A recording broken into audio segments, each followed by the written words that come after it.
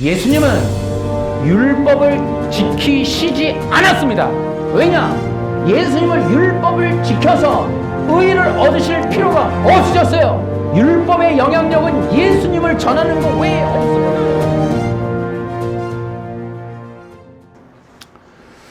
우리는 지금 이 성경에 있는 언약을 지금 공부하고 있습니다. 이제 우리가 선악과 언약을 하는데요. 여러분, 선악과 언약은 창세기 2장 17절입니다. 근데 이 선악과 언약은 어떤 구절이에요? 여러분, 성경 여기에서 가장 중요한 구절이 바로 이 선악과 언약이에요. 그뿐이에요. 여러분, 지금 이 전 세계적인 흐름, 지금 이 한국에서 일어나는 모든 종교적인 논쟁, 교리적인 논쟁의 중심에 바로 이 선악과 언약이라고 하는 이 한 구절이 들어 있습니다. 또 참 재미나요. 창세기 2장 17절이 선악과 언약인데 성경에서 가장 오해를 많이 받는 구절이 또 창세기 2장 17절이에요. 그러니까 가장 논란이 많아요. 선악과 언약의 별명이 뭐예요? 행위 언약이죠. 행위 언약은 이제 공식적으로는 1647년에 웨스트민스터 신앙 고백서에 이제 기록돼서 발표가 된 거고, 그 이전에 이미 이제 어거스틴 때부터 했다고 이렇게 기록들이 있다고 합니다. 자, 선악과 언약은 또 이렇게 이제 행위 언약이라고 하는 그런 별명도 있고, 그래서 그 행위 언약이 발표되고 나서 어때요? 역사적으로도 틀렸다, 인정할 수 없다라는 세력들이 계속 나타난 거예요. 그러니까 논란이 계속 많고 싸움도 가장 많이 일어나는 구절이 바로 창세기 2장 17절이다. 다른 거는 뭐 그렇게까지 논쟁이 있는 구절들이 그렇게 많지 않아요. 근데 성경에서 딱 이거 요절 하나, 2장 17절. 이거는 진짜 지금도 논쟁이 제일 많죠. 또 이제 선악과 언약은 재미난 구절이에요. 어떻게 해석하느냐에 따라서 이 율법주의가 되고 또 온전한 이 복음이 되기도 하고, 참으로 이 참 희한한 그런 요절이 창세기 2장 17절입니다. 사람들은 또 이렇게 일반적으로 그런 얘기 하죠. 하나님이 왜 선악과 만들어 갖고 그 안 만들었으면 아담이 씌어 만들었을 거 아니야, 뭐 이런 얘기들도 한단 말이에요. 그래서 이제 이 선악과 언약은 오해를 받아요. 그래서 오해 참 아이러니는 뭐예요? 하나님이 이게 이제 불평불만의 대상인 거예요. 하나님이 만드신 요 부분이 이제 잘못된 걸로 가버리는 거죠. 이제 이게 선악과 언약의 문제예요. 근데 어쨌든 선악과 언약이라고 하는 것을 이렇게 해석할 수도 있고 이렇게 해석할 수도 있는데, 그 선악과 언약을 정말 선악과 언약의 올바른 뜻으로 복음적으로 해석할 수 없도록 장벽이 하나가 있어요. 이게 웨스트민스터 신앙 고백서입니다. 물론 이제 지금 저도 장로교 목사인데요. 뭐 아직 교단에 있습니다만은 모든 장로교는 이 웨스트민스터 신앙 고백서에 들어있는 행위 언약을 다 인정하죠. 그리고 이제 하이델베르그 신앙 고백서를 공부하고, 웨스트민스터 신앙 고백서는 어느 정도의 권위가 있냐면, 여러분들 세례 받으셨죠? 웨스트민스터 신앙 고백서 또 이 세례 문답, 요리 문답 이런 거에 다 이제 동의를 하는 거예요. 여러분이 세례 받을 때 이미 웨스트민스터 신앙 고백서도 여러분이 받아들이는 거예요. 거기서 이제 이 행위 언약이라고 이렇게 기록되어 있는 거예요. 그래서 이제 행위 언약은 참 묘한 거예요. 말부터가 참 이상하죠, 그죠? 우리가 로마 카톨릭 종교개혁 때 행위 구원을 깨부수려고 믿음이라고 하는 말을 해서 종교가 개혁됐다고 그러는데, 아담은 행위로 구원받았다라고 하는 게 들어가 있단 말이에요. 참 묘한 거예요. 행위 언약이 어떤 뜻이에요? 아담이 선악과를 먹거나 안 먹거나 혹은 생명나무를 먹었더라면 영생했을 것이다. 이렇게 주장하는 거예요. 또 이제 여러분들이 이제 아직은 잘 모르시겠지만은 장로교를 개혁주의라고도 해요. 그리고 장로교 웨스트민스터 신앙 고백서를 개혁신학이라고 해요. 물론 개혁신학 그러면은 칼빈의 예정론 이제 기독교 강요 요걸 얘기하는데 이제 대부분은 이제 웨스트민스터 신앙 고백서를 얘기한단 말이에요. 그런데 이제 이 재미난 거는 이 개혁주의 신학이라고 하는 그 신학 안에 뭐가 있어요? 하나님이 아담의 마음 안에 도덕법을 새겨주셨다. 이런 말을 한단 말이에요. 그래서 아담이 마음에 새겨진 도덕법을 순종하지 않은 것이 죄다. 하나님이 인간의 아담의 마음에 도덕법을 새겨주셨기 때문에 그때니 이제 능동순종에서 뭐라고 그러냐면 능동순종이라는 교리가 있습니다. 나중에 좀 설명을 할게요. 능동순종이라는 교리에서는 뭐라고 얘기하냐면 이 도덕법은 십계명이다 이렇게 나오는 거예요. 선악과 언약은 아담이 십계명을 지키도록 했던 언약이다. 그럼 얘기가 뭐가 돼요? 아담의 죄가 뭐가 돼요? 십계명을 어긴 죄가 지키지 않는 죄가 되는 거예요. 토요일날 교회 안 간 거예요. 아담도 내가 보니까. 그 안식일을 지키지 않은 거라고. 이것이 죄라는 거예요. 자, 근데 이제 말이 나왔으니까 이거 하나만 더 하면 자, 이제 아담의 마음에 하나님이 도덕법을 새겨주셨고 아담은 도덕법을 안 지켰다. 이렇게 나오면 예수님의 구속 사역이 재밌어지는 거예요. 그럼 예수님은 뭐 하셔야 되느냐? 아담이 실패한 도덕법을 지키시는 분으로 이게 결정이 되는 것이 능동순종이라는 교리고 그 능동순종은 개혁주의 신학이고 그 책이 있어요. 개혁신학의 정수. 가장 중요하다 이거. 그 열어보면 능동순종이 들어있어요. 최근에 나온 부흥과 개혁사에서 나온 거예요. 부흥과 개혁사는 합동 측, 대한민국 합동에서 이제 운영하는 출판사인데 그 합동 측 목사님이 운영하는 출판사인데 거기에서 만든 책이 능동순종이라고 하는 거예요. 현재 이런 개혁신학이라는 이름으로 출판이 되는데 그 책들을 열어보면 전부 능동순종이 들어가 있고 행위언약이 들어가 있어요.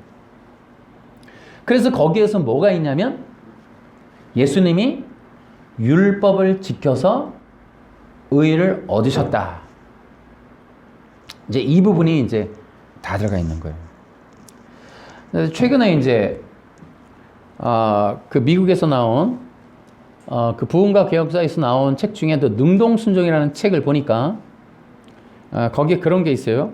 한 걸음 더 나가요. 이 사람들이 뭐라고 나가냐면 아담이 도덕법에 실패했다. 예수님이 그 도덕법에 순종하심으로 의를 얻으셨다. 그러고서 여기서 한 걸음 더 나가서 뭐라 그러냐면 예수님이 율법을 통해 의를 얻으셨기 때문에 어린 양이 되실 수 있는 자격이 주어졌다. 이렇게 한 걸음 더 나갑니다. 능동순종을 가만두면 어디까지 갈 줄 모르겠어요. 이제 그런 거를 이제 부흥과 개혁사가 이제 이걸 전면적으로 이거 출판을 하고 있다는 거죠. 그런 게 참 가슴 아픈 일이에요. 다시요. 여러분, 예수님이 세상 죄를 짓고 가는 하나님의 어린 양이신데 그 이유가 그러한 권위가 율법으로부터 주어졌다 이렇게 되어 있는 거예요. 예, 이런 얘기를 지금 개혁신학이라고 하는 책에서 하고 있고 개혁신학은 장로교 신학이고, 장로교는 지금 대한민국 주류 기독교 교회를 의미합니다. 그래서 어쨌든 창세기 2장 17절 선악과 언약은 행위 언약과 능동순종 교리가 이렇게 만들어져요. 어쨌든 근데 이제 행위 언약에 대해서 김재성 씨라고 어떤 분이 썼는데요. 그 책을 보니까 능동순종이라고 하는 것은 웨스트민스터 신앙 고백서가 처음이 아니다. 그 이전에도 이미 말한 사람이 많다. 이러면서 역사적으로 인물들을 다 대더라고요. 그러니까 이 능동순종이라는 거는 교회 역사의 산물이다. 뭐 이런 개념을 얘기해요. 그러면서 이들이 이제 그런 얘기를 합니다. 역사적으로 행위 언약과 능동순종을 받아들이지 않거나 비판했던 사람들이 있다. 하지만 대한민국 국민이면, 대한민국 기독교인이면 알만한 존 오웬서부터 시작해서 이렇게 유명한 사람들은 다 이런 주장을 따랐다. 이렇게 이제 얘기를 하고, 행위 언약과 능동순종을 비판하는 세력은 소수이며 이제 그들은 정통주의가 아닌 것으로 그렇게 받아들일 수밖에 없는 글들을 썼더라고요. 다시 한번 얘기하지만 선악과 언약의 해석은 너무너무 중요합니다. 여러분, 다시 얘기하지만 일단 정식으로 행위 언약이라고 말해진 거는 500년 정도 돼요. 그런데 생각해 보십시오. 500년 전에 만든 거를 500년 전의 이야기를 지금도 따른다는 거예요. 그래서 이제 최근에는 이제 웨스트민스터 신앙 고백서에서 있었던 그 회의 과정도 책으로 나왔어요. 누가 어떤 말을 했고 이런 서기 기록이 있더라고요. 근데 그런 이제 책도 제가 읽어봤습니다. 근데 참 안타까워요. 500년 전에 영국 의회가 결정을 해서 학자들을 한 20명인가 불러다가 영국회 해서 한 3, 4년 정도 그거를 이제 발표를 했는데 영국 의회에서 비준했어요. 그리고 대부분은 이제 영국 성공회라는 데에서 이걸 이제 학자들이 이제 이걸 만든 거예요. 근데 지금 그 시간이 얼마나 흘렀어요, 그죠? 성경에 대한 해석서부터 얼마나 많이 발전했겠어요. 그런데 아무도 이의를 제기하지 않아요, 이걸? 여러분, 말이 됩니까? 심지어 어떤 분은 이제 그런 얘기를, 칼빈 주석이라는 게 있어요. 주석이라는 게 있는데, 칼빈 주석도 있어요. 근데 이제 어떤 분은 칼빈 주석을 봐야 된다 이런 분이 있지만은 어떤 교수님은 그래요. 500년 전에 만든 칼빈 주석보다 지금 더 많은 연구가 이루어졌다 이거예요. 그런 것들을 참고해야 되지 않겠냐. 우린 지금도 500년 전에 있었던 기독교 강요를 지금 펴서 그거를 지금 강해하고 그걸 성도들에게 가르친다. 500년 동안 하나님의 진리가 일보 전진도 안 했을까요, 여러분? 우리는 여전히 개혁주의, 개혁신학, 장자교단 이런 거 하면서 500년 전 거를 울고먹는, 다른 거를 못 보게 하고, 웨스트민스터 신앙고백서를 가리키는 교회는 말씀 위에 있는 교회인 것처럼, 사람들을 완전히 이게 쇠뇌시키는 게 아니에요. 완전히 그냥 무지몽매한, 그저 그냥 맹신적인 사람들로 만들어내는 게 아니냐 말이죠. 언약만 해도 그 언약 신학이라고 하는 게 발전한 게 얼마나 지금 지대 200년 어간에 그러한 어떤 변화가 있고 1940년대에 그 쿰난 동굴에서 이 사회사본이 발견되고 엄청난 이 성경의 번역과 가정들이 정말 많이 바뀌고 있는데도 개혁주의라고 하는 이 교단은 개혁 신학 장사를 하는 것 같아요. 개혁주의로 먹고 사는 것 같아요. 이게 로마 카톨릭 같다니까요. 개혁할 마음이 없어요. 여전히 500년 전에 있었던 선악과 언약은 행위 언약이다. 이걸 붙들고 있는 거예요. 그냥 의심도 안 해. 아무도 반감을 안 가져. 그냥 아담은 행위로 구원받았어. 그 후손들은 은혜로 구원받고 아담은 행위로 구원받아. 이런 것들이 지금 전 답답하다는 거죠. 여러분 왜 연구할 생각을 안 할까요? 신학이라고 하는, 신학교라고 하는 교수가 뭐예요? 우리 목사는 설교하고 목회를 양들을 돌보지만 신학교 연구잖아요. 연구. 어학을 붙잡고 역사를 붙잡아 진리를 탐구하는 연구자들 아니에요. 연구해야죠.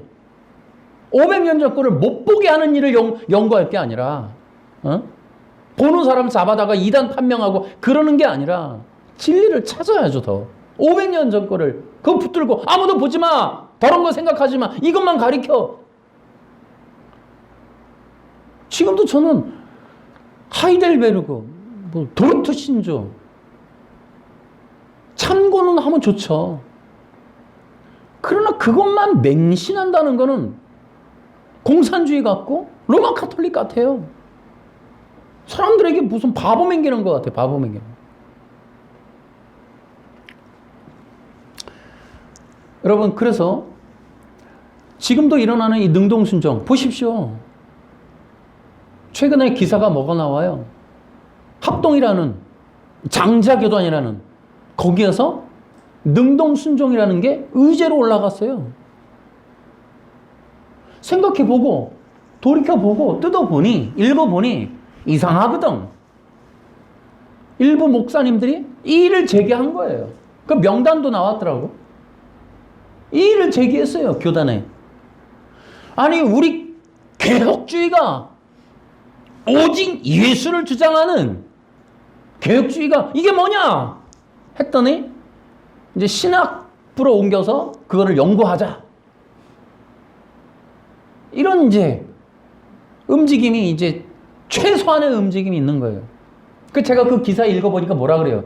이걸 이대위, 이단 대책위원회에서 논하면, 만일 이걸 이대위에서 논하면, 이거는 이단 아니다 기대로 하면, 이단 아니라 그러면, 능동순종이 이단 아니라 그러면 이단 이거 거기 반감을 가진 사람은 떠나거나 나중에 밝혀지면 이단 집단이 돼버리는 거예요. 그러면 이거는 이단이다 그러면 어떡할 거예요? 교단 근거가 없어져요. 아주 위험천만한 일이 지금 일어나는 거예요. 지금 굉장한 영적 전쟁입니다. 이거 지금. 이게 뭐라고요? 행위 언약에서, 선악과 언약에서 일어난다니까요. 창세기 2장 17절이 그래 중요한 거예요. 교단의 근거가 흔들릴 수 있는 이거를 어떻게 볼 거냐에 따라서는 지각 변동이 일어나는 거예요. 해쳐모여 되는 거예요. 이제는 교단이 의미가 없어지는 거예요. 이제 여러분. 예를 들어 이제 장로교 안에서도 감리교 그 알미니안이 주장했던 구원이 취소될 수 있다. 이걸 어떻게 했어요? 장로교 목사들도 영상 많이 떼어놨잖아요. 같은 장로교라도 안 따라요. 헤쳐모여야 돼. 이제는 진리로 다 갈라진다니까요. 이제 성도들한테 이게 의미가 있을까? 이 의미 있어요. 보세요. 이 언약이 어떤 언약이에요? 자, 이 언약은 우리가 좀 다 봤듯이 첫째는 여러분 어때요? 인간의 생명과 죽음이 결정되는 언약이었어요. 안 중요합니까? 영원한 언약이에요. 성경에 있는 언약은 영원해요. 그 아담한테만 적용하는 게 아니고 모든 인류에게 적용되는 겁니다. 근데 모든 인류에게 적용되는 생명과 죽음에 관한 내용이 있는 거예요. 왜요? 아담의 범죄는 모든 후손이 다 죄에 빠졌어요. 영원하다니까요. 이 선악과 언약으로부터 벗어난 사람 단 한 사람도 없어요. 모든 사람이 죽었어요. 이게 중요한 거예요. 그러니까 모든 인류의 생명이 죽을 수도 있고 살 수도 있는 절체절명의 정말 중요한 언약이 선악과 언약이에요. 그 언약을 어떻게 규정할 것인가 중요한 거죠. 안 그렇습니까? 근데 행위 언약이 뭐냐면, 자, 보세요. 하나님이 지금까지 모든 인류가, 그렇죠? 지금 인간 세상에 있는 모든 인류의 죽음과 구원이 결정되는 언약을 열매에다가 뒀다는 거예요. 먹을래 안 먹을래. 마시멜로 이야기처럼 먹을래 안 먹을래로 결정했다는 거예요. 재밌지 않습니까? 그런데 재미난 건 또 이거예요. 선악과 언약이 행위 언약이고, 아담은 영원한 생명을 얻는 문제를 선악과라고 하는 어떤 열매를 먹고 안 먹고를 결정하기로 했다는 거예요. 이 행위 먹을 거냐 안 먹을 거냐. 재미있는 거죠. 근데 뭐라고 규정했다고 이걸 도덕법이라 그런 거예요. 마음에 새겨진 도덕법이, 그 도덕법이 뭐냐면 열매를 먹을래 안 먹을래를 결정하는 게 도덕법이었다는 거예요, 지금. 그러니까 열매를 먹은 게 무슨 문제라고요? 도덕법으로 어겼다는 거예요. 한번 연구를 해보시라니까, 문장을 한번 읽어보시라니까요.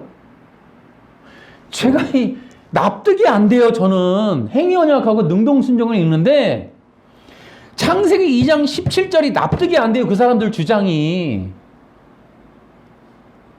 우리 도덕이 그런 거예요? 열매를 먹고 안 먹고가 도덕법입니까? 그거를 새겨줬다고요? 저는 그게 너무 납득이 안 돼요. 자, 여러분 다시 얘기할게요. 여러분 지금 우리는 죽고 사는 문제가 어디에 달렸냐면 예수님을 믿을래 안 믿을래예요. 그죠? 근데 에덴 동산에 있었던 아담은 우리가 생각할 때 오스트랄로피테쿠스, 우리가 원시인쯤 되나 봐.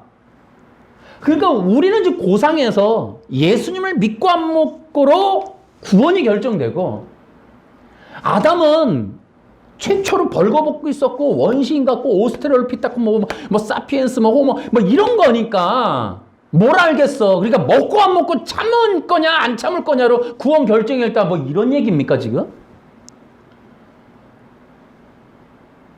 이게 납득이 될 만한 얘기를 해야죠. 할 얘기 많습니다만은 이제 앞으로 뭐 이거 계속 시리즈를 할 거예요. 자, 어쨌든 선악과 언약이 어떤 언약이에요? 우리까지 죽음에 지금 처하는, 모든 인류가 죽음에 처하는 중대한 문제를 거기에 걸어놨어요. 그럼 여러분, 우리의 문제가 지금 뭐 아담이 못 참고 먹어갖고 그 좀 참으면 어때갖고 그거 못 먹었다고 먹어갖고 우리 이 모양 이 꼴 된 겁니까 지금? 근데 아담은 열매 때문에 그렇게 되는데 우리는 왜 예수님을 믿어야 돼요? 구원받는데? 우리도 뭔가를 참으면 좀 구원받게끔 하면 좋잖아요? 근데 우리는 그렇게 안 해요. 우리는 예수님을 믿어야 된단 말이죠. 그리고 전도할 때 사람들한테 너희들 예수 안 믿으면 지옥 가 그래요. 억울할 것 같아요. 아담은 열매를 먹어갖고 지옥 가는데. 아니, 왜 우리는 또 예수 믿어야 구원받거나 죽는다고 이런 얘기를 할까요? 아담하고 우리하고 너무 차이가 있어서 이 구원이 바뀐 겁니까 지금? 예를 들어 요한복음 14장에도 내가 곧 길이요 진리요 생명이니 나로 말미암지 않고는 아버지께로 올 자가 없다. 우리만 적용되나요? 언제부터요? 그러면 1세기 때부터? 그 말씀은? 도대체 그 말씀은 누구에서부터 적용이 되는 걸까요? 예수님 아니면 하나님께 갈 수 없다는 그 말은 예수님이 말씀하신 그때서부터 시작되는 건가요? 그러니까 신약이라고 하는 1세기 그 밀레니엄처럼 영시가 딱 되는 그 순간서부터는 예수 믿고 그 이전에는 무슨 율법을 지켜서 구원받고 이런 겁니까? 자, 여러분 다시 한번, 이 선악과 언약은 생명과 죽음에 관한 언약이었다. 근데 그것이 열매를 먹고 안 먹고로 결정된다? 여러분 그걸 믿으십니까 여러분? 웨스트민스터 신앙 고백서가 지금도 수많은 사람들 장로교에서 그걸 교육하는데, 여러분 그렇게 웨스트민스터에 기록됐다고 여러분이 교육을 받는다 쳐서 여러분이 그냥 아멘 합니까? 생각 없습니까 여러분? 인간의 구원이 선악 열매에 걸려 있다고 여러분 받아들이시는 거예요, 여러분? 그 바보인 거예요, 바보. 어? 저기요. 우리는 예수를 믿고 안 믿고로 결정되는데 아담부터 언제까지는 그 열매입니까? 왜 열매예요, 아담은? 한 번쯤은 질문해 보세요. 또, 자, 보세요. 하나님이 인간의 영혼을 구원과 죽음, 생명과 죽음으로 결정할 때, 그 결정할 때 테스트가 도덕법이라는 게, 여러분, 말이 되냐는 거죠. 똑바로 하면, 너 행동을 똑바로 하면 내가 너 구원하고, 너 그렇게 버릇없게 굴면 너 구원 못해. 뭐 이런 겁니까? 이게 진리예요? 구원의 진리가 그렇게 기록됐습니까? 여러분, 디모데전서 2장 5절을 한번 볼까요? 우리 쉬운 성경으로 한번 디모데전서 2장 5절. 자, 시작. 하나님은 오직 한 분이십니다. 하나님께 나아갈 수 있는 방법도 한 가지뿐으로 오직 예수 그리스도를 통해서만 가능합니다. 여러분, 여기 어디 열매가 있고 먹을 게 있고 뭐 이런 게 있어요. 그리고 이 원리가 누구에게 해당되는 거예요? 신약만? 여러분, 도대체 히브리서 11장의 믿음으로는 도대체 뭘 믿는 거예요? 아니, 어떻게 아담이 열매로 아니, 아담의 문제가 우리한테도 지금 영향을 미쳤다니까요? 근데 어떻게 아담에게만 적용하고 우리에게는 적용 방법이 다르냐고요, 그게. 같은 원리로 우리는 죽었는데. 하니까 아담이가 열매 때문에 잘못돼서 우리가 지금 죽었는데 우리는 왜 예수님을 믿어야 구원받냐고요. 열매 문제를 걸어놔야지. 이 열매로 결정했다. 근데 성경은 뭐라고 그래요? 이게 디모데전서는 누구를 향해서 언제 누구를 위해서 기록한 거예요? 하나님께 나아갈 수 있는 방법은 한 가지다. 예수 그리스도를 통해서만 가능하다. 누구서부터인 거예요, 이거? 그러면 능동순종이나 행위언약은 뭐라 그래요? 가인서부터다 이렇게 얘기하는 거 아니야? 아, 가인과 아벨 말이 되냐고요. 제가 행위언약을 읽으면서 되게 화가 났던 게, 우리는 지금 500년 동안 모든 기독교인이 우리 의무적으로 배우잖아요. 근데 누가 성경에도 없는 행위언약을 만들어서 우리에게 주입을 시키냐고. 그러니까 누가 이걸 만들 수 있는 권한을 가졌냐고, 도대체가. 그 영국 의회가 뭔데? 영국 의회가 뭔데? 영국 의회가 결정한 걸 우리는 고민도 없이 받아야만 하느냐는 거죠. 어? 행위언약으로 규정했으니까 니들 그렇게 알아? 이거 그냥 이런 줄 알고 그냥 무조건 배워? 그러니까 행위언약을 그냥 무조건 맞는 거야, 지금.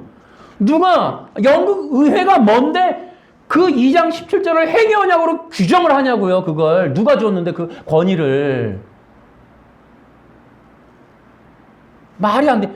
그 성경에 있는 거면 말도 안 해. 성경에도 없는 내용을 행위언약으로 규정해서 그걸 또 나눠요. 아담의 구원 다르고 그 후에 후손은 그 구원이 다르다. 이거는 행위언약, 이거는 은혜언약. 누가 그렇게 결정하는 거예요, 도대체가? 누가 다르다는 거예요? 아니, 성경이 그렇게 다르다고 해놨어요? 어디에 다르다고 해놨냐고요, 여러분. 여러분이, 그러니까 이게 참 재미난 거예요. 개혁신학이라 그러니까, 와, 대단하다 그래, 다. 그 웨스트민스터. 이건 다 그냥 무조건 받아야 되는 거예요. 의심도 없이. 이 성경 어디에, 여러분, 한번, 내가 이거 선악과 언약 계속 내가 할 건데, 여러분, 신약 성경 어디에? 신약 성경을 아무리 뒤져봐도, 아담의 구원 다르고, 그 후손의 구원이 다르다. 어디에 나와 있냐고, 한번. 진짜로. 여러분, 구원의 취소는 뭐냐면, 야, 구원의 취소를 의미하는 구절이 있어. 그러고서 김세윤 교수까지 고린도전서 9장을 갖고 왔단 말이에요. 나도 떨어질까봐 내 몸을 치노라. 그게 그거 아니냐? 말 같지도 않은 소리를 하고 있잖아요. 그 본문이 그 본문도 아닌데. 그래 놓고 뭐라 그래요?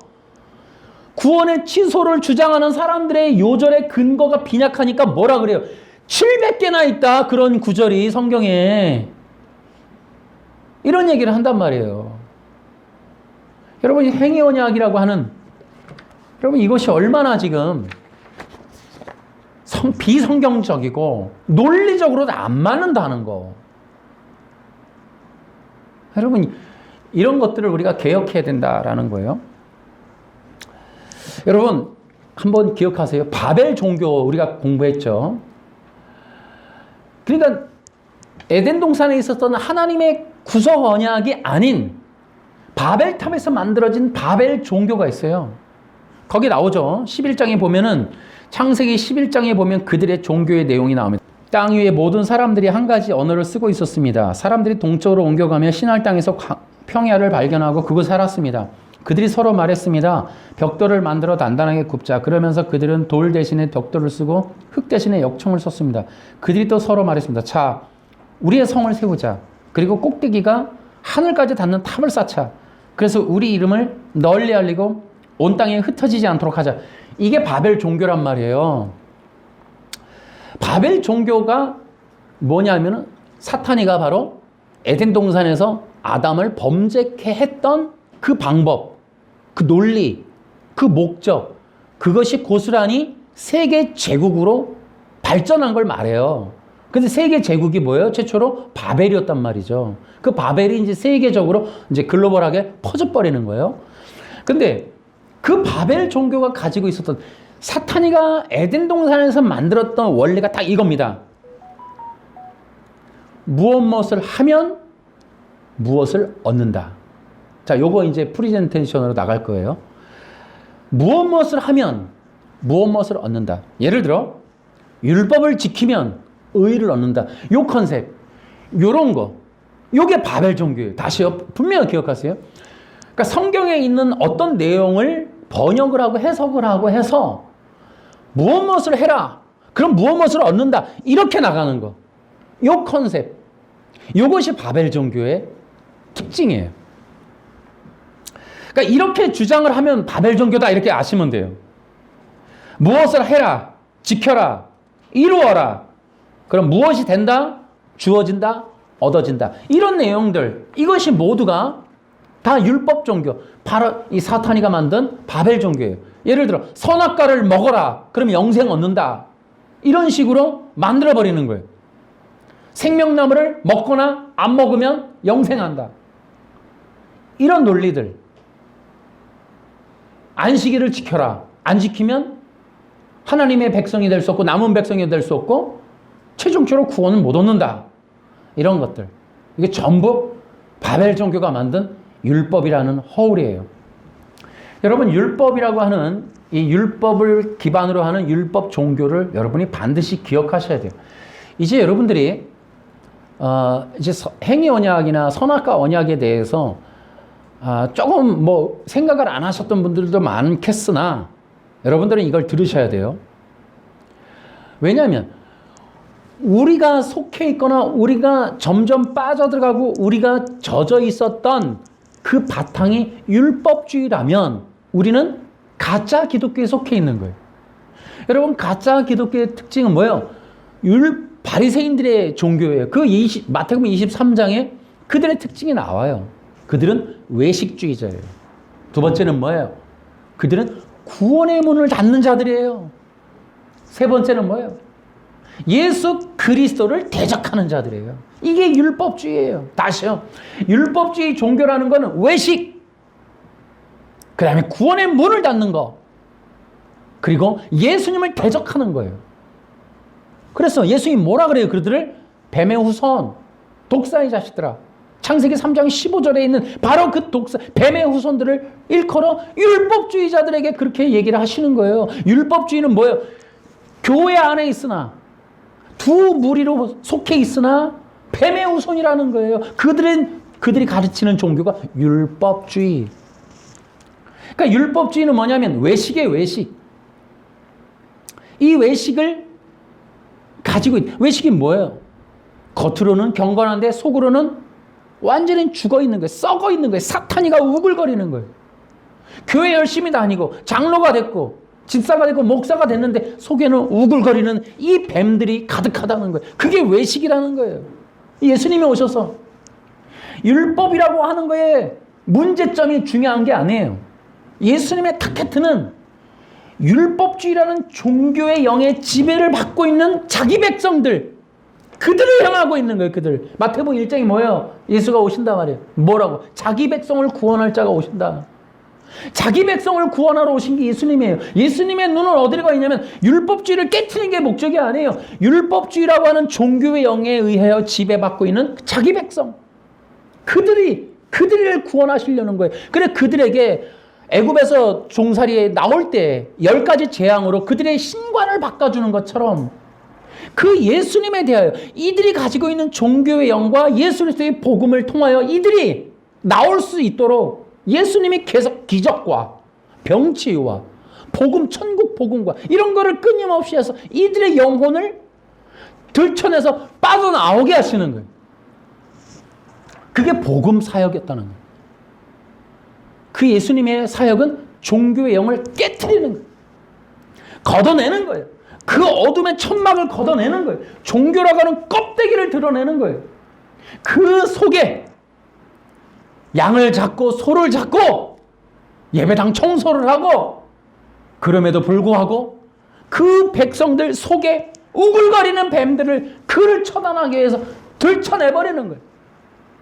그게 예수님의 그 공생의 사역이다. 그래서 율법주의가 그 덮어버리는 그 허울, 껍데기, 그거를 제껴버리는 거예요. 여러분, 율법주의는 외식에, 가식, 겉사람의 행동, 행위, 조건, 공로 이런 것들로 인하여 스스로 권위를 얻는 거예요. 여러분, 그래서 그들이 뭐라 그래요? 인간의 힘과 노력, 주권 이것으로 의로운 백성이 되고 자기들이 하는 것으로 행동으로 금식을 하고 남들을 도와주고 어떤 선한 행위, 온전한 행위를 통하여 이런 구조를 가지면 안 되는 거예요. 다시요. 어떤 법을 지키거나 법에 따른 행동을 하거나 이렇게 되면 의를 얻거나 구원을 얻거나 영생 이런 구조로 가면 안 돼요. 기독교는. 그건 뭐예요? 인간이 신이 되고자 하는 욕망을 성취하는 길인 거예요. 그건. 기독교는 그렇지 않아요. 온전한 기독교는 그것이 아니에요. 그러니까 율법이라고 하는 조건에 따른 행동을 하고 교회가 제시하는 어떤 공로, 뭐 헌금을 하든 새벽 기도를 하든 무슨 작정을 기도하든 그런 어떤 구조 속에서 뭔가를 얻어낸다. 여러분 기억하세요. 새벽 기도 많이 하면 복 받는다. 이 구조도 안 되는 거예요. 이렇게 가는 구조는 안 된다고요. 기독교가 가지고 있는 본질은 그런 게 아니에요. 기독교는 뭐예요? 본질이 그리스도라니까요. 그리스도. 다시요. 기독교라고 하는 거는 예수님을 통해 우리가 얻고자 하는 걸 얻는 게 아니에요. 그리스도와 연합하는 거예요. 다시요. 기독교는 예수님을 통하여 원하는 걸 이루는 게 아니에요. 그 원하는 걸 이루기 위해서 교회나 성경이 예를 들어 제시하는 것들을 행동으로 해봐야지 그러면 요거에 도달하거나 이루거나 받아낼 수 있겠지라는 생각을 갖도록 만드는 의도하는 프로그램, 가르침, 교육은 종교의 영입니다. 여러분. 성경은 그렇지 않아요. 사도 바울도 그렇게 얘기하지 않아요. 사도 바울도 얻어내는 거에 목적이 있지 않아요. 그리스도만 목적이 있는 거예요. 내가 예수 그리스도와 그의 십자가 외에는 아무것도 알지 않아요. 기독교의 본질은 그리스도 안에 있는 영생, 그리스도 안에 있는 안식, 그리스도 안에 있는 생명, 그리스도 안에 있는 영생수를 먹고 마시고 누리는 거예요.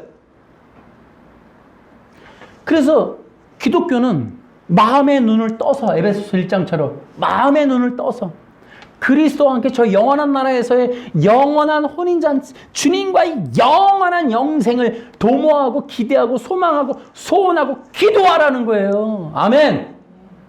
여러분, 우리가 종교에 이끌리지 않으려면 기억하셔야 돼요. 우리는 거듭나야 돼요. 옛사람은 죽고 새 사람이 살아나야 돼요. 여러분, 마태복음 5장에 가면은 산상수훈 있죠? 첫 마디가 뭐예요? 심령이 가난한 자는 복이 있나니 천국이 저희 것이고 여러분, 인간의 죄가 무엇으로 결정되느냐에 아까 얘기했죠. 열매냐? 아니라는 거죠. 열매 먹는 문제가 아니라 인간의 아담의 죄가 뭐냐? 하나님이 되려고 한 마음의 욕심이라는 거예요. 선악과 먹기 이전에 있었던 아담 속에 있었던 하나님이 되고자 하는, 신처럼 되고자 하는 욕망. 그 욕망의 정체가 뭐예요? 자기중심. 자아란 말이에요. 자기가 신이 되고자 하는 자아중심, 자기 사랑, 자기 영광, 자기 경배. 자기를 위한 모든 것들을 도모하는 왕. 자기의 욕망을 성취를 시키고자 하는, 통치력을 지배하는 자기 왕. 다시요. 마태복음 5장에 산상수훈이 있어요. 첫 마디가 뭐라고요? 심령이 가난한 자는 복이 있나니. 이해되시나요? 무슨 뜻인지. 아담의 죄와 연관해서 설명드리는 거예요. 여러분이 한번 생각을 해보세요. 다시요. 그러면 하나님이 원하는 게 뭐예요? 의로움이란 말이에요. 그 의로움이 뭐예요? 그 의로움의 계시가 율법이에요. 율법에 하나님의 의가 어떻게 계시되어 있냐면, 내가 거룩하니 너희도 거룩하라. 레위기 11장 45절에 하나님의 완전한 의의 요구에 대한 율법의 계시가 내가 거룩하니 너희도 거룩하라는 거예요. 여러분, 이 말씀이 무슨 뜻일까요? 내가 거룩하니 너희도 거룩하라. 알겠어요. 알겠는데, 자, 이 말 뜻이 뭘까요? 우리는 어떻게 받아들여야 할까요? 여러분, 이 말씀을 유대인들이 뭐라고 해요? 그래, 하나님이 뭐라 그래? 우리 보러 거룩하라 하지 않니? 그러면 어떻게 해야 돼? 율법을 지켜서 금식도 하고, 말도 좀 이렇게 하고 이렇게 하고, 사람들에게 인자하게 보이고 경건하게 보이고, 성경책도 좀 옆구리에 끼고 다니고, 목소리도 좀 쉬어가면서 할렐루야 이래야 되고. 자, 이게 지금 무슨 상태예요? 내가 신이 돼 있는 상태인 거예요. 그러니까 율법이라는 게 이토록 무서운 거예요. 율법이라고 하는 어떤 항목들의 몇 가지 조항들을 이루면 사람은 금방 신선이 돼버려요. 내가 헌금을 드리거나 기도를 되게 하거나 금요 철야 예배를 드리거나 새벽 예배 되게 잘 드리고 나면 일단 성경이 옆구리 껴지죠. 그죠? 목소리가 일단 쉬어요. 그러면서 사람들에게 이 허스키한 목소리가 왠지 산에서 들리는 신과 같은, 신의 산에서 하나님의 음성처럼 들린단 말이에요. 그러니까 율법의 조항이나 종교적인 행위나 어떤 도덕적인 몇 가지 조항이 사람들로부터 가지고 오는 환각은 뭐냐면, 나 신과 같은 존재가 됐다라는 생각을 갖게 한다는 거예요. 이게 외식이라는, 율법주의가 이토록 무서운 거예요. 사람을 끝까지 타락하게 만들어요. 교회 안에서 끝까지 사탄 되게 사탄과 혼합되게 만든다니까요, 이게. 다시요. 그러면 다시 설명할게요. 내가 거룩하니 너희도 거룩하라. 이거 굉장히 위험한 말이에요, 그죠? 그래서 뭐라고 그래요? 사람들은 율법을 이제 십계명 지키기 시작하는 거예요. 율법을 지키려고 하는 거예요. 그런데 바리새파 유대인들은 뭐냐 하면, 너도 나도 율법 다 지키잖아요. 개나 소나 다 지키니까 남들이 안 하는 것까지 찾아내는 거예요. 그러니까 남들이 못하는 것들을 만들어내는 거예요. 일주일에 한 번 금식이면 되는데 2번 금식해버리고, 남들이 안 하는 건데 금식을 되게 하면서 또 기도도 되게 많이 하면서 남들이 범접할 수 없는 조항들을 스스로 만들어서 그 위에 서려고 하는. 그래서 어떻게 해요? 종교 권위를 가져야 되잖아요. 유명한, 능력이 있는 큰 목회자, 뭐 이런 걸 따야 되니까 뭔가 업적을 만드는 거예요. 이거를 끊임없이. 그걸 어떻게 해요? 그거를 율법이라고 하는 항목으로, 특별히 십계명 10가지 지키는 거 애들도 다 하니까 못 지키는 거 더 만들어내는 거예요. 사람이 종교성을 가지면 내 안에 있는 어떤 속성이 버려지고 하나님과 연합이 되는 게 아니라 행위로 인하여 신의 자리로 올라가려고 하는 욕망이 계속 타오르고 그걸 성취해가는 과정으로 삼아버리는 거예요, 율법을. 율법이 무섭다 이 말이에요. 에? 그러니까 목소리 걸걸하면 피하세요, 여러분. 그러니까 다시 한번 얘기하지만, 그럼 내가 거룩하니 너희도 거룩하라. 이게 율법주의는 지키려고 한다는 거예요. 근데 이 말은 하나님의 완전한 의의 요구의 선포예요. 그죠? 그렇게 해야만, 그것이 절대 진리예요. 그것이 뭐예요? 하나님의 자녀가 되고 백성이 되는 조건이 맞아요. 하나님은 그렇게 선언하신 거예요. 그러니까 너희도 거룩하라. 근데 그 말의 뜻은, 그러니까 토요일날 11시에 교회 가라, 그 얘기가 아니라는 거죠. 그러니까 너희들은 이제 이웃집을 넘보지 마라, 그 십계명에 대한 강요가 아니라는 거예요. 사람이 십계명을 지키던, 율법의 계명 600몇 가지를 지키던 그 지키는 걸로는 거룩해질 수 없다는 거죠. 왜요? 하나님의 거룩에 그 도달하는 거룩은 인간에게 없어요. 인간이 도덕적인 행동 몇 가지로 하나님과 같이 거룩해질 수 있지 않아요. 그러면 이 말은 도대체 불합리한 거냐? 아니라는 거죠. 하나님이 분명히 가능하니까 주신 거예요. 근데 그 거룩이라는 걸 모르니까 지금 행동으로 가는 거예요. 그 거룩은 의로움이란 말이죠. 그게 뭐예요? 하나님과 같이 거룩해지는 건 무슨 뜻이에요? 인간으로는 못해. 그런데 너희들이 이 거룩해지는 건 그리스도의 피로써 씻겨서, 그래야만 너희들이 거룩해질 수 있어가 레위기 출애굽기에 나오는 율법이란 말이에요. 그러니까 율법의 본질은 그리스도예요. 그래서 내가 거룩하니 너희도 거룩하다. 어떻게? 그리스도의 피로. 그걸 의미하는 거예요. 너희들은 안 돼. 인간의 힘으로는 안 돼. 그런데 바로 나는 할 수 있어. 내가 보내는 예수 그리스도, 내 아들, 그를 통하여 너희들은 거룩해질 수 있어. 복음으로 이해하는 거예요. 복음으로. 그러니까 율법이라고 하는 거는 뭐예요? 인간의 한계를 거주는 거예요. 안 된다는 거예요. 하나님이 아닌 거로. 하나님의 거룩이 인간이 범접할 수 있는 거룩이 아니에요. 그 거룩은 하나님만이 해줘요. 하나님이 어떻게 해요? 하나님의 아들 그리스도를 보내서 우리를 하나님의 거룩의 그 요건에 부합하는 자녀와 백성의 권세가 주어지는 그 의를 주는 그 법이 율법이에요. 근데 그 율법은 그리스도란 말이에요. 율법을 지킨다는 건 그리스도에게 나아가는 거예요. 그리스도를 의지하고 그리스도를 믿는 거예요. 그리스도를 통하여 하나님의 의에 이르는 게 율법이란 말이죠. 그러니까 이 뜻을 모르는 거예요. 이 뜻을. 그러니까 어떻게 해요? 그러니까 지금 여러분 생각해 보세요. 율법이라고 하는 본질은 인간의 죄를 깨닫는 거예요. 거룩. 그 율법 앞에 서면 어떻게 해요? 나 인간이에요. 어떻게 하나님의 의에 이르러요? 라고 하라고. 그 죄를 깨달으라고. 불의함을 깨달으라고. 그러면 그 다음은 하나님이 해주세요. 저는 안 돼요. 하나님이 해주셔야 돼요. 하나님의 의에 인간이 어떻게 올라가요? 하나님이 붙잡아줘야죠. 하나님이 끌어잡아줘야죠. 하나님 도와주세요. 그게 율법을 지키는 거예요. 근데 지금 뭐예요? 근데 뭐예요, 여러분? 개혁주의가 지금 뭐 하고 있어요? 개혁주의가 뭐 하고 있어요? 율법을 문구대로 조항대로 지키면 의롭게 된대요. 하나님의 의에 인간이 얻어낼 수 있다는 거예요, 지금. 이 얘기를 하고 있는 거예요.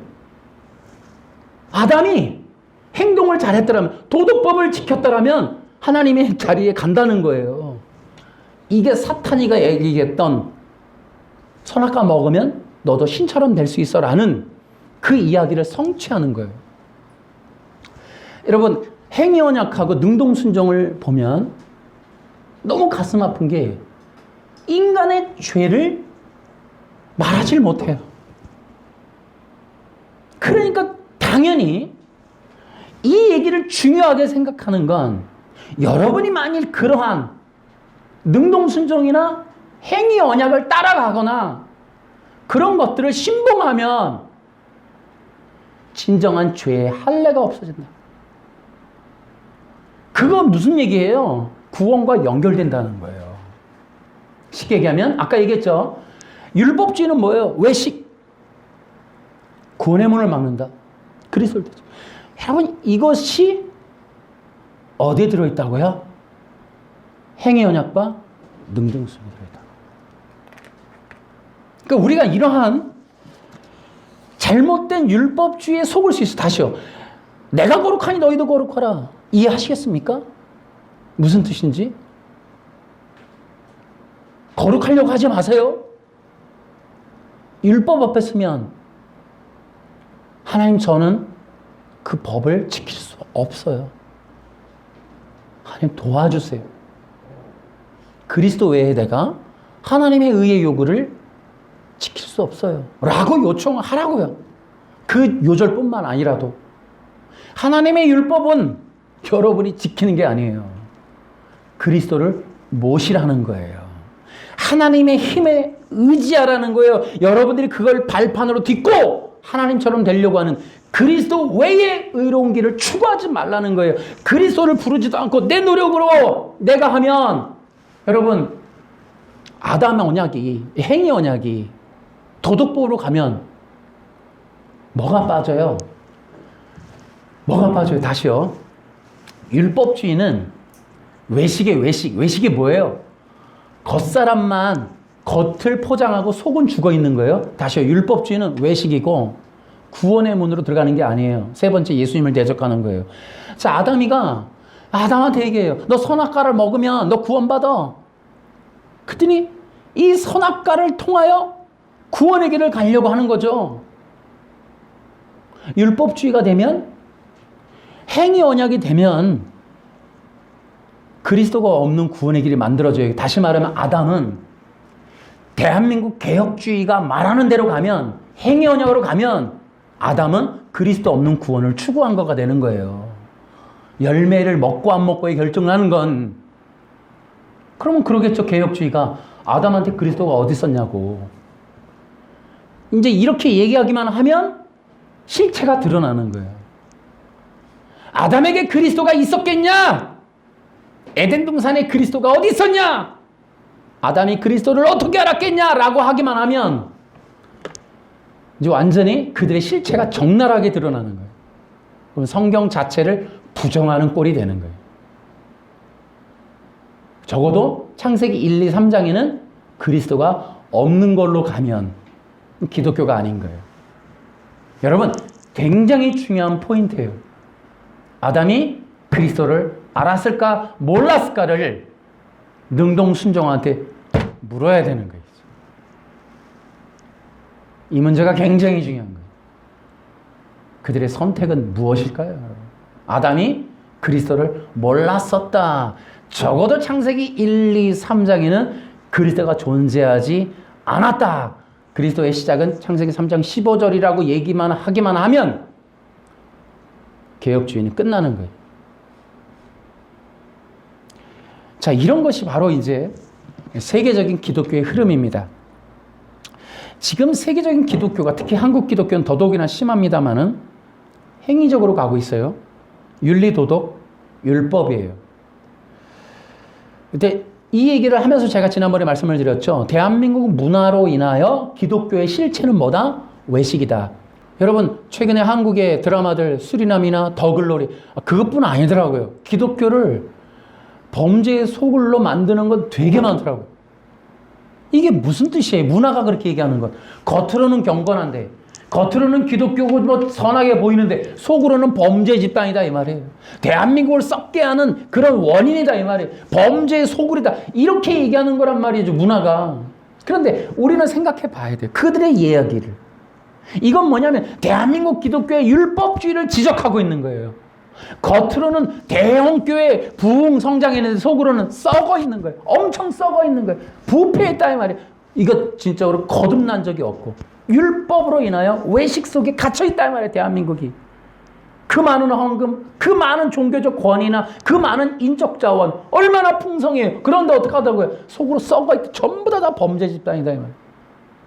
이것이 바로 세계적인 지금 율법주의의 흐름을 만들어내는 원인이기도 해요. 그러니까 어떻게 해요? 이제는 교회가 또 역으로 뭘 주장해요? 도덕을 윤리적인 사람 만들어내자. 세상에 그런 드라마들 보니까 한국의 기독교인들은 전부 범죄자다. 행동이 옳지 않다. 사회적으로 교회 밖으로 나가면 도덕이 없다. 윤리가 없다. 그러니까 이제 어떡하자? 성경을 통하여 윤리 도덕 교육을 하자. 그 윤리 도덕 교육을 위해서 제일 좋은 방법은 도덕법으로 기록된 십계명을 철저하게 가르치자. 뭐 이런 방향으로 지금 가고 있는 거예요. 여러분, 기독교 내부에서 이런 개혁이 안 일어나면 우리는 지금 구원 없는 바벨 종교로 빠지고 만다. 이것은 진리에 대한 얘기지만 일반 성도들에게도 매우 중대한 얘기예요. 우리의 신앙의 끝은 영혼 구원이 되어야 돼요. 그런데 우리의 신앙이 구원 없는 길로 가고 있다? 여러분 가시겠어요? 그런데 누가 그거를 영혼 없는 길이라고 말하고 끌고 가겠어요? 아니란 말이에요. 행위 언약 능동순종을 말하는 교회나 신학교나 여러분 저희 합신이나 웨스터민스터 신학교 대놓고 능동순종을 하는 그렇게 교육하는 교단이지만 거기에 소속되어 있는 어떤 성도도 그것이 구원 없는 길이라고 누가 깨닫고 누가 얘기하겠어요? 모른단 말이에요. 그런데 실제로 가서 그 사람들한테 여러분 능동순종 따라가면 구원 없습니다 얘기하면 누가 그 길로 가겠어요? 모르니까 가는 거죠. 모르니까. 그런데 많은 사람이 알아요? 몰라요. 여러분 깨어 있어야 되는 거예요. 딱 기억하세요. 우리의 신앙은 오직 예수 그리스도입니다. 예수님이 하나님이세요. 그래서 이 신앙 기본적인 게 깨져 있어서 그래. 뭐요? 신관. 제가 분명하게 말씀을 드리면 여러분 예수 그리스도에 대한 진리를 여러분이 잊으시면 안 돼요. 분명하게 제가 선언합니다.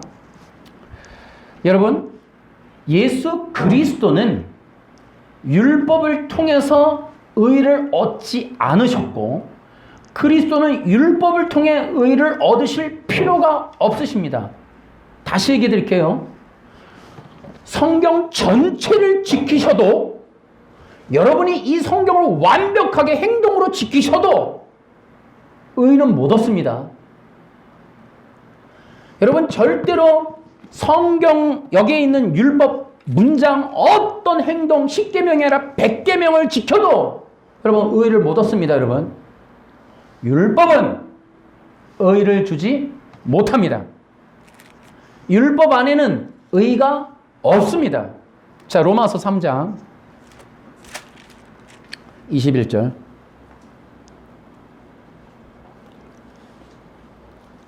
다 같이 읽어야 돼요. 힘있게 시작. 그러나 다시 시작. 그러나 이제는 율법 없이도 하나님께로부터 오는 의가 나타났습니다. 이것은 율법과 예언자들도 증언한 것입니다. 아멘. 거기 또 밑에 뭐라고 돼 있어요? 하나님께로부터 오는 의는 예수 그리스도를 믿는 믿음을 통해 옵니다. 아멘. 근데 여기서 능동순종 싹 끼어들어오죠. 뭐라 그래요? 예수님을 믿는 믿음으로 의가 오는 건 맞는데 예수님이 너희들에게 의를 어떻게 주니? 예수님이 율법을 지켰으니까 너희들한테 의를 주지. 이렇게 얘기한단 말이에요. 분명하게 얘기할게요. 예수님은 율법을 지키시지 않았습니다. 요한복음 5장 18절 그 다음에 요한복음 9장 16절 안식일을 지키지 않으셨습니다. 여러분 성경에는 하나의 율법에 어긋나면 모든 율법을 지키지 않은 거라고 된다고 했습니다. 예수님이 안식일을 지키지 않으므로 예수님은 모든 율법을 지키지 않은 거가 되는 겁니다. 왜냐? 예수님을 율법을 지켜서 의를 얻으실 필요가 없으셨어요. 다시 얘기할게요. 또 율법은 예수님을 계시하는 겁니다. 율법은 예수님을 만나면 끝나는 거예요. 율법은 예수님께로 인도하는 몽학선생이에요. 율법의 영향력은 예수님을 전하는 것 외에 없습니다. 여러분 여러분이 10계명 아니라 100계명을 지켜도 의인이 못 됩니다. 여러분 우리의 의인은 예수님으로부터 오는 것이고 예수님은 하나님이십니다. 여러분 그 하나님이신 예수님이 하나님의 의로움으로 우리에게 찾아오신 거예요. 그 예수님의 의로우신 건 그가 어린 양이시기 때문에 그런 겁니다. 아멘. 이 영원한 진리를 몰라요. 영원한 천국에도 예수 그리스도는 죽임당하신 어린 양이세요. 예수님이 왜 의로우시냐? 예수님은 피 흘린 어린 양이시란 말이에요. 오직 의인은 그 피로 썼는 거예요. 율법이 무슨 용도냐? 바로 이 얘기. 예수 그리스도의 피로써 의의를 얻는다라고 하는 걸 알려주는 게 율법이에요. 여러분이 토요일 날 11시에 교회 간다고 의로워지는 게 아니란 말이에요. 예수 그리스도를 증언하는 게 율법이고, 그 율법에 의하여 예수님이 의로운 분임이 드러난 거예요. 율법은 예수님을 증언하는 역할 외에 없어요. 율법이 아무리 지킨다고 해도 율법은 능력이 없습니다. 율법은 의의를 못 줘요. 그러므로 여러분 속지 마세요. 웨스트민스터 신앙 고백서를 가리키는 교회에 다니면 안 돼요. 행위 언약을 주장하는 사람 따라가면 안 되는 거예요. 능성 순종은 이단입니다, 여러분. 율법주의, 바리새파 율법주의예요. 오직 예수 그리스도 외에 우리는 의인이 될 수가 없습니다, 여러분. 예수님이 의인이신 건 그분이 피 흘리는 어린 양이시기 때문에 그런 거예요. 이 비밀, 이 진리가 놀랍다. 성악과 언약은 바로 이러한 진리를 증언하고 있다. 여러분, 성경 한 구절 2장 17절 안에 하나님의 모든 영원한 구원의 진리가 다 들어있습니다, 여러분. 이것을 문자로 보고 종교적으로 보려고 하는 종교 세력들에 의하여 지금 개혁주의라는 이름으로 세계교회가 정복을 당해서 진리를 못 보고 있을 뿐이지, 여러분, 진정한 복음의 뜻은 선악과 언약에 다 들어있어요. 그 언약 안에 우리가 구원받을 수 있는 유일한 길이 그리스도임이 거기에다 계시되어 있다. 여러분은 이 신앙을 지키는 것이 매우 중요하다. 마지막 시대에 예수 그리스도와 그의 십자가의 이 진리, 이 복음을 지키는 것 외에 살아남을 수 있는 사람은 없어요. 그런 자들이 열처녀 비유에서 슬기로운 자들인 거예요. 열처녀 비유도 바로 그런 거예요. 알곡과 가라지의 비유처럼 율법주의를 벗어난 뱀의 후손이 아닌 하나님의 진정한 여자의 후손들에 대한 비유인 거예요. 진정 우리가 남은 자들, 하나님의 예수 그리스도의 어린 그 후손들이다. 어린 양을 따르는 자들입니다. 그것이 바로 이 슬기로운 자들. 깨어 있어야 됩니다. 단순히 오늘 우리의 응답의 문제가 아니, 복의 문제가 아니에요. 사회적으로 성공하는 게 문제가 아니에요. 예수 그리스도를 분명하게 믿고 따르는 진정한 기독교 신앙을 간직하는 그런 문제가, 여러분 모두가, 제가, 우리 교회가 마지막 시대에 중요한 이런 기독교 신앙을 올바로 갖는 그런 신앙을 지켜갈 수 있기를 주 예수님의 이름으로 축원합니다. 박수로 하나님. 하나님 아버지, 감사드립니다. 이 진리를 전할 수 있도록 도와주셔서 감사합니다. 예수님의 영광을 나타낼 수 있도록 해주셔서 감사합니다. 내가 너에게 은사를 주었나니 네가 진리를 단같이 전하리라. 아버지 감사합니다. 예수 그리스도의 이 복음을 어디에서든 불같이 전할 수 있도록 도와주시옵소서. 우리 교회가 이 복음에 연합되게 하시고 이 복음으로 하나 되게 해주시옵소서. 절대로 율법으로는 어느 누구라도 예수님이라도 의를 얻지 못한다고 하는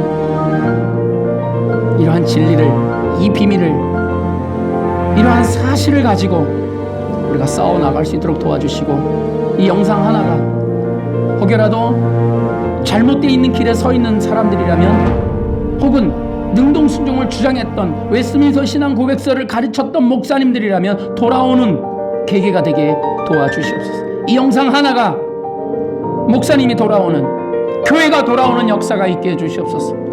목사님 하나가 깨어나서 그렇게 따랐고 신봉했던 합동측이라서, 장로교라서 너무 당당했고 너무 좋았고 너무 분명하게 성공이 보장돼 있었고 너무 명예로웠고 권위가 주어지고 남들이 부러워하는 그러한 소속되어 있는 그러한 목사, 그러한 권위, 큰 교회, 이런 것이었고 그래서 당당하게 웨스트민스터 신앙고백서를 홈페이지에 걸어놓고 그 프로그램을 광고하고 소개하고 당당하게 가르쳤지만 그것으로부터 절대로 구원이 없음을 깨닫고 돌아오는, 그래서 과감하게 개혁할 수 있는 그런 일들이 일어날 수 있도록 주님 도와주시옵소서.